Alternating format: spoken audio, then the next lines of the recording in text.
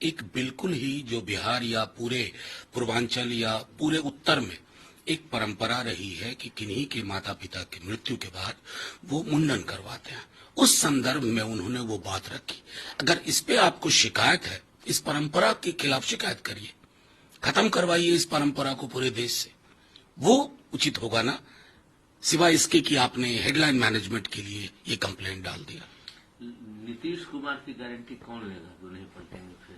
देखिए, तो नीतीश जी ने मतलब दुख के साथ कहना पड़ता है, जब वो प्रधानमंत्री जी के साथ संभवतः एक मंच पे या दोनों मंचों पे उन्होंने बार बार ये कहा कि हम गायब हो गए थे, बीच में उधर चले गए थे, अब हम गारंटी देते हैं। मंच पे सब लोग हंस रहे थे, गवर्नर साहब हंस रहे थे, प्रधानमंत्री जी हंस रहे थे। हम राजनीतिक विरोध में हैं, लेकिन मुझे बेहद पीड़ा हुई, और मैं अकेला नहीं हूं जिसको पीड़ा हुई। इस तरह की बेबसी का गान नीतीश जी जब कर रहे हैं ना, तो उनकी विश्वसनीयता के सूचकांक में उन लगातार कई पायदान फिसलते जा रहे हैं। डिप्टी सीएम पूर्व डिप्टी सीएम तेजस्वी यादव ने एक गाने को 2 लाइन इधर चला मैं उधर चला बोल के टारगेट किया बिहार के। देखिए, टारगेट वो क्यों, मतलब उन्होंने तो उन्हीं की भाषा, वो खुद ही बोलते हैं ना, पहले उधर थे, फिर इधर आ गए, फिर उसके बाद उधर चले गए, फिर मन नहीं लगा इधर आ गए। अब ये इधर उधर शब्द भी परेशान होंगे कि कितनी बार हमारा इस प्रकार का भेजा इस्तेमाल होगा। उस संदर्भ में उन्होंने उस गाने के माध्यम से लोगों तक ये संदेश देने की कोशिश की। विकसित भारत 2047 कल बैठे थे अपने मिनिस्टर और सब, उन्होंने इस पर बात की। मुझे बेहद आश्चर्य होता है, दुख भी होता है कि देश के प्रधानमंत्री कितना लोगों को मूर्ख बनाएंगे। जब 13-14 में इनका कैंपेन चल रहा था ना, तो सबसे प्रबल क्या था? 2 करोड़ रोजगार। विकसित भारत के लिए रोजगार सबसे महत्वपूर्ण चीज है ना। विकसित भारत के लिए स्वस्थ नागरिक सबसे ज्यादा जरूरी है ना। विकसित भारत के लिए जो हमारे श्रमिक वर्ग है, उनकी सामाजिक सुरक्षा और उनकी चिंता बेहद जरूरी है ना। उस पर प्रधानमंत्री जी अगर नहीं बोलते हैं और विकसित भारत करते हैं, तो किसका विकास? क्या 5 पूंजीपतियों का विकास वही विकसित भारत है?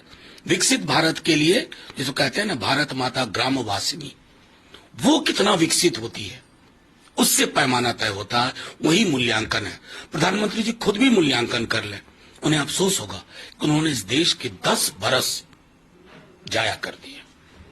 रेल रोको फिर से शुरू कर रहे हैं, फार्मर प्रोटेस्ट 10 मार्च से लंबा चल रहा है।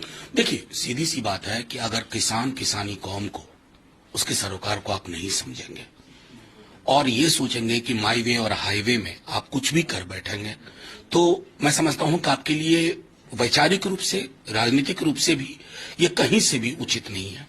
उनकी बात मानिए, वो चांद का टुकड़ा नहीं मांग रहे हैं आपसे, अपने हकूक के लिए वहां खड़े। आसान नहीं होता है खड़ा होना। अच्छा, पूर्वांचल पे भी मांग होगी, ओपी राजभर कर रहे हैं चुनाव के बाद, अलग प्रदेश की मांग करेंगे।